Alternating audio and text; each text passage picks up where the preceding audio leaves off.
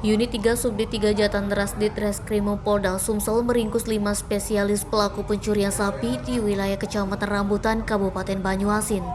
Dari 5 tersangka yang diamankan itu, polisi terpaksa melumpuhkan tersangka Apriyadi alias Apri 29 tahun dan Julio Pribakti alias Julio 25 tahun. Keduanya merupakan warga Desa Baru, Kecamatan Rambutan, Banyuasin.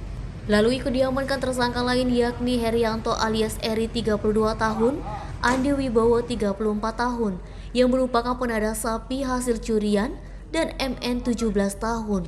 Ketiganya merupakan warga yang sama.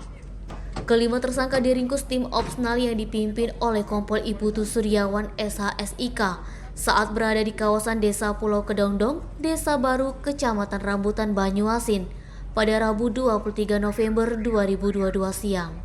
Modus para pelaku sengaja mencari sapi yang memang berada di lapangan rumput lalu diangkut menggunakan mobil yang telah disewa. Dalam pemeriksaan kelimanya, diketahui aksi para tersangka sudah lebih dari 1 kali. Aksi yang terakhir diketahui pada Kamis 17 November 2022 sekitar pukul 14.00 waktu Indonesia Barat di Desa Baru, Kecamatan Rambutan, Banyuasin. Barang bukti yang diamankan yakni 1 ekor sapi betina, 1 utas tali nilon sepanjang 10 meter, dan 1 unit mobil pick-up yang dipakai untuk mengangkut sapi. Kelima pelaku ini komplotan pencuri sapi dan sudah beraksi lebih dari 2 kali. Polisi masih mendalami kasusnya karena tidak menutup kemungkinan korban lain yang kehilangan sapi.